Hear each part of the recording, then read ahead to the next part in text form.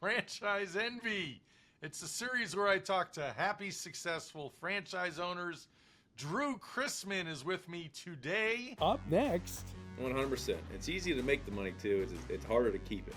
Yeah. I've definitely come to learn that things can just the little things can add up very quickly over time. Yeah. So 200 grand. What kind of if you're doing 200 grand in a month, what kind of profitability do you think you can do off of that? That's not what I was about. If I do something, I want to do it right. Yeah. And that's really what Pink Zebra is about. That's why we exist. We're trying to fix an industry that we believe is broken. Welcome to the show, Drue. Thanks for having me, Lance. Well, thank you for being here. You're a Pink Zebra franchise owner. You have 3 territories and expanding. Have you ever seen a pink zebra? Seen a lot of zebras. Actually, so we're right here in Cincinnati, and at the zoo, I went with my daughter the other day, and you know what 2 exhibits are right next to each other? We got the zebra exhibit, and then the pink flamingo. So maybe if those 2 clash at some point, there might be a little pink on the zebra. But as of today, the only ones that exist in the world are on my trucks. So. Well, I would love to see the flamingo and the zebra get together, but that's another show entirely. So how the heck did you get into the moving business, and why pink zebra? That's a good question. Sometimes one I ask myself on a daily occasion. Depends on how the day's going. I love how you mentioned the happy, successful franchise. Depends on the day. Mostly happy, successful. Well, today's a good day. We're happy today, especially I'm talking to you. So basically, long story short, I always knew I was going to own a business of some sort.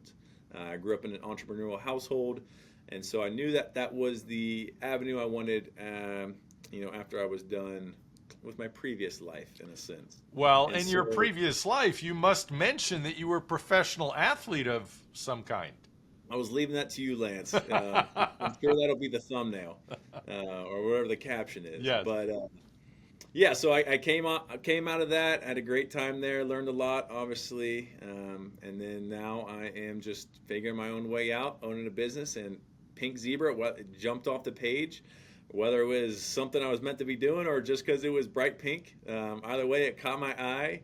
And I just went down that rabbit hole. Nothing ever really scared me off of it. And here we are, almost 1 year today, being open, and got through that first year. And I'm sure the first year of any business, even as a franchise, is always the trickiest. But we're happy to see the other side and going into year 2 here soon. Awesome. So a lot of people that I work with, myself being a franchise broker, and I've owned franchises as well before, a lot of people look for bigger brands. At least they think they should be looking at a bigger brand so they can get something super established. So I'm guessing size didn't matter much when you looked at Pink Zebra. It's a smaller brand. Yeah, I looked at it all. My wife and I, we sat down. We went down a rabbit hole of a lot of places and a lot of different, companies, a lot of different fields of business, and ultimately, we just felt like this made the most sense for our logistical area. There wasn't a moving company in town. It went out during COVID. I had a pretty good name recognition in our immediate area, and having a moving company that can go all over the area made a lot of sense there. And be honest, a lot of the big companies, all the territories were bought up. And so it was either I really did this thing myself or I had a coach. And being an athlete, I always like having a coach pointing me in the right direction. And so the franchise route was very comfortable to me. And then once I got to meet the actual, the brand itself and who was at the helm, certainly put any ease, worry to ease about who was going to be right in the ship there. And they just tell me what to do, and I'll do it. Put me in, coach. Exactly. And we're playing. Well, you're in. You're on the field. Yeah, we're on the field, and every day is a fun new challenge. So what was the initial investment? Did you start off with the 3 territories, or did you acquire some after the fact? Yeah, we went straight to the 3. It just made the most sense for what my region is, because we're literally, if you think of Indiana as a boot, we're in the heel, which is right next to Ohio and Kentucky. So I got a territory right in all three of the corners of that little tri-state. Our name's actually Pink Zebra Tri-State because we're in all three areas very regularly. And so kind of definitely wanted Ohio. I played ball in Ohio, had a lot of great friends there, went to school in Ohio. Kentucky, I know there was some really great areas in Kentucky to be a part of. And then Indiana was just kind of an afterthought. Most of the time in Indiana, if someone's looking to hire a mover, it's your buddy down the street and you pay him in beer and pizza. And so didn't think there was a whole lot of work in Indiana. I've come to, that's been wrong. And so we've done a lot of great work in Indiana. I love my Hoosiers, but we definitely do a lot of work in all three areas. And I figure if I'm going to plan on doing this thing, let's just go big or go home, right? I was laughing at you because I've lured a lot of family members over the years with beer and pizza to do a lot of things. It seems to work. It does until your grandma's china cabinet winds up in a pile of wood on your dining room table or floor. Not so good with moving. So when it comes to the moving business, what was that investment to open, getting everything started here? I think just a little over $200,000. I think the franchise fees, the territories, that was the bulk of it. I was fortunate. I'm actually sitting in my family is a long line of trucking. We have a trucking company that's been in business for 100 years. And so rent was very nominal starting off, found some really good deals on some trucks starting off with, and then just kind of found everything to do things in the most cost-effective way at the beginning. I think that helped me certainly lower some of those costs at the beginning. Now that we've grown and I'm able to cash flow a lot of the expenses and get nicer, newer things that were more established here, that's been, but as far as the biggest upfront cost, the franchise fees, the buying the territories and the trucks and the insurance, all that was just over $200,000 if I remember correctly. Great. So anybody listening that wants to understand, just like a validation call, if you're a prospective franchisee, you have an opportunity to speak to existing franchisees about their experience, find out who's happy and who would do it all over again. And so thankfully we caught you on a really happy day. So what kind of money is there to be made with Pink Zebra? It depends on the level of effort you put in. We start off really quickly. I certainly had a lot going for me at the beginning, like we were talking about, just a very warm market for me. Yeah, that helps with anything. It doesn't matter if I'm out there selling candy or moving people. That would have helped any business that I got into, and that was something that I definitely, I appreciate a lot of people giving me a chance at the beginning. And then you do good work and it continues to flow. Referral marketing starts to pick up. And so because of our fast start there, we were able to generate, a lot of good months at the beginning. I think the first month we did about 80,000. Second month we did just a little bit more of that. And that was going into winter. Slowed down December, January, February, but now it's picking back up. We're going to be potentially hitting 200,000 this month. And so that's awesome. Which is awesome. It's awesome to see. That's not always the case with everything though. You got to anticipate, starting slow and then kind of slow burn on the way up there. But if you build it the right way and you're wise with the decisions you make, you can make a decent amount of money. But at the same time, there's a risk involved as well. You're dealing with people's furniture and you're dealing with it, which can be very expensive in a lot of cases, and also trucks on the road. That is not cheap to insure, especially your first year of business. So as far as the money that I've personally made, I haven't paid myself yet. I basically reinvested everything back into the business. Now, if I wanted to stick some money in my pocket throughout the process, I probably could have. But I wanted nice trucks. I wanted to make breakfast for my guys every morning. I wanted to have great surprise gifts for my clients and build the market that it is today. So year 2, I can start cutting back on some of those expenses and be able to have a little bit more money in the pocket. You still have to feed the guys though. Still got to feed the guys. The guys will still eat French toast, and the better I get at cooking, the more they make. So that expense isn't going down anytime soon. I'm figuring out one breakfast at a time. You brought up a great point, though, because some people get pretty confused, especially first-time business owners, that, as to how this P&L sort of works. How does a profit and loss statement work? And some people you could have taken a salary the first year, a modest salary, and when there's profits to cover any household expenses you might need, that's the goal. But there's other people that maybe even keep a job, right? You probably have Pink Zebra friends that still have a job and hire a team and put them in place, because I know typically you can net maybe $100,000 a year with a territory with Pink Zebra. But again, it depends how you run it, right? I mean, there's money to be made in any business. Is that fair to say?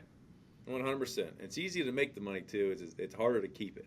I've definitely come to learn that things can just the little things can add up very quickly over time. Yeah. If you're not keeping an eye on it, and if you're putting, just bad quality of work out there, this industry can bite you in the tail real quick with damages and complaints from. I mean, that's not only costly but also mentally as well. Yeah, 'cause it's going to follow you home as well, especially those first couple months. You eat, sleep, and breathe it to get this thing off the ground floor. And so, if you don't build it the right way, it can not only be draining financially but also very mentally as well. Yeah. So $200,000. What kind of if you're doing $200,000 in a month, what kind of profitability do you think you can do off of that? The industry standard is about 25%. With how we're getting now, I think 30% is very realistic for this month. Amazing. I just ran the numbers for last month. We did close to 150, and we profited. It was, I think, around 40,000. Fabulous. So that's just over that 25% there. And I think the more that we make, the more that we can, reel in the fine tuning expenses. And I don't want to buy a truck every month. I'm at 6 trucks now. That's kind of my guilty pleasure right now. My wife's like, we're building a house before you buy another truck. So that's our deal now. That's where a lot of my money's gone to lately. But that's good. More trucks, more money, right? And you can afford a lot of French toast. And a lot more French toast coming down the pipeline. It is interesting that you bring that up, because even with home service brands, a very popular segment in franchising, it is about reinvesting in equipment and trucks and adding people. And that's how these empires are built. You never intended to have one moving truck. No, I didn't. I'll be honest, I didn't really know what my plan was getting into this. I just know I wanted to build something I was proud of. And having trucks that are falling apart on the road, guys complaining about equipment that's breaking down on them, that's not what I was about. If I do something, I want to do it right. Yeah. And that's really what Pink Zebra is about. That's why we exist. We're trying to fix an industry that we believe is broken. And to cut corners on everything under the sun, to do that, you're just going to wind up being another moving company. Yeah. We want to come across as a white glove professional service. And to do that, I need nice trucks. I need my guys fitted in nice, apparel, branded apparel. I need them to show up with nice gleaming pink dollies to go move people's furniture around. If all of a sudden you don't show up with that kind of stuff, watch out. The reviews will come. You'll spiral just like every other moving company out there. If you want to solidify yourself as the top brand in the country, is what we're trying to do. You got to do it the right way, and to do that, there's an expense that comes with that. There's ways you can be more frugal in some areas than others, but in how I want to build this thing, if the guys need something that's going to make it a better experience for the client and also a better experience for them, there's no dime that I would spare. So you're talking about the employees and the experience you want the customers to have. There's a lot of people out there still complaining that they can't find good employees. What's your secret there on finding great people? I mean, I'm not saying that's easy. That's the hardest part. That's the hardest piece of the puzzle at the beginning. As soon as you find a good guy, he knows 3 buddies that are good as well. Good movers know good movers. And if you treat a guy right, they will attract the other guys, because not everybody's doing it right. I mean, a lot of these guys are just showing up, and most moving companies, you're just a number to them. Here, we make them breakfast. We know them, obviously know them by name. We try to put guys together that like to work together. And because, we try to create a great customer experience. And if you're not creating a great employee experience, we call them team members here. Employees, they show up to work, they clock in, twiddle their fingers, and they wait for the time to go by. Team members, they're about the team. And I get that from sports. And so we try to build a culture and a family of sorts, and we go on a lot of fun family bonding events throughout the month. Last month, we went to Kings Island. We have a thing called a damage fund. So 1% of our revenue we did the month before, if they don't have any damage throughout the month, they get 1% to spend on whatever activity we want to do, whether it's paintballing, we want to go to a massage parlor, we went to Kings Island, we're going whitewater rafting this month. And so there's a lot of stuff I want to do outside of the building to kind of build that culture and to, again, keep those retention. That's the number one key of the game too. I mean, that's expensive if you have a lot of churn in the guys as well and got to train those guys over and over. And fortunately, we got a great crew, and they've been with me, a lot of them, since the good part of the beginning of this year. And we're firing on all cylinders right now. So that's awesome. That's great to hear. So you have had the opportunity to speak to quite a few other franchisees now. What is one of the mistakes that new franchisees tend to make? I think a lot of it is just going back to they hear franchise, or they get told the semi-absentee model, which is something that I remember at the beginning, that was attractive to me as well. Oh, I get to buy a McDonald's in a sense, and then, kick back, hire a manager, and things will just work its way out. That might work for a well-established brand like we were talking about before, the McDonald's and those where it's kind of a rule book in a sense. Owning a moving company has not been that way by any shape. I mean, I needed to learn it from the ground up to make sure that this thing ran the way that I wanted to. I even took a job at a moving company before I started this thing, so I knew exactly what I was getting myself into. And so that was very valuable information. And then in terms of just the first 6 months of business, just doing everything from driving the truck to doing payroll to marketing. I mean, I learned this thing in and out, and I still drink from a fire hose every day. You never know what's going to happen that day. But I think all that being said, I think the biggest misconception is that it's not a lot of work. It's a lot of work. I don't care if you're owning a franchise or you're starting this from the scratch. You still got to put the time in to make sure that this thing grows the way that you want to, or you won't have a business. I always tell the guys, people that tell me, like, oh, is it semi-absentee? I'm like, yeah, it's semi-absentee. So is the money, though. It is very semi-absentee if you don't want to put the time and the work in. That money will be it'll be on its own lazy boy in the corner for you. I love that. So share a bit of wisdom, what you've learned. Let's call this the cornerstone of your success thus far. What is that? What is that wisdom? I mean, just treat people right, and put good things out there. It'll come back to you. It's not rocket science. This industry is not rocket science.